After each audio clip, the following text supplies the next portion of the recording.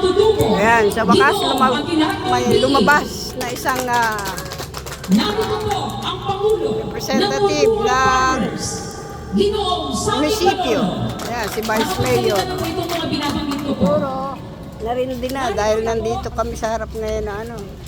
Narito rin po ang isa Wala na pong kami church masilungan, leader and kaya dito na educator, kami lahat. Pastor Pero, Rodel M. Santos. siguro, nakulitan na. Narito rin po ang Kaya, Pangulo ng lumabas na. Farmers and Fisher Folks ng Lumabas yung Batang Vice Mayor. Pero Ginoong yung Mayor, Ricardo E. wala po. Ismael Jr.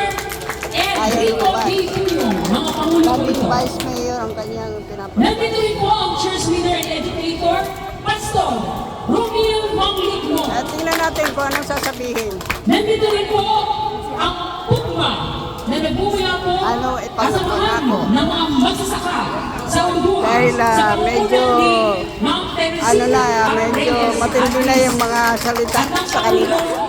Kanina, yung mga representative farmers, pastor, o what. Narito rin po ang mga leader na nagmula sa taas. Siguro napilitan ng nagmula lumabas sa Surigao. ang isa sa kanila. Pero halos isang oras kami Narito rin po ang grupo ng mga kababaihan.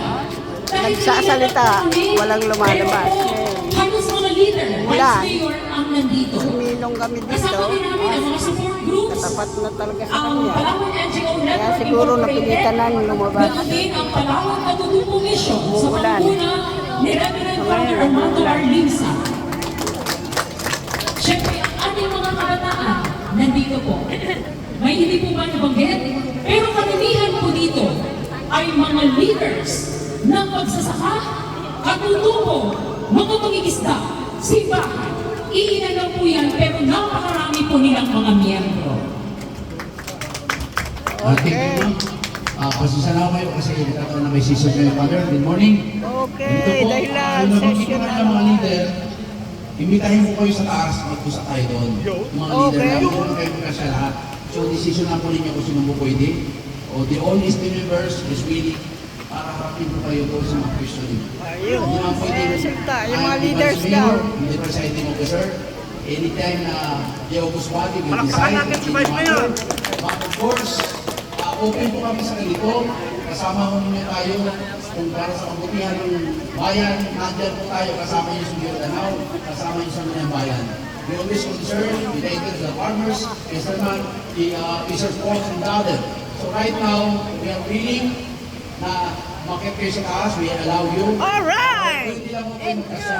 You can decide siguro mga 15 to 20 persons para harapin namin kayo. Then, mag-usap tayo. Usap Wala lang. akong problema. Sana meron ng final session. Okay? Pasensya na kayo Yung kasi usap na nagkaroon yun. ko yung session ng maaga para maharap ko kayo. So, Sana magkaroon na. Sana na magkaroon magandang effect. Yung pag-uusap. Para makausap. Dahil since na nag-request kayo, makausap mo yung buong sangguniang bayan. At andyan mo kanina. Thank you. So, yan po, ma'am.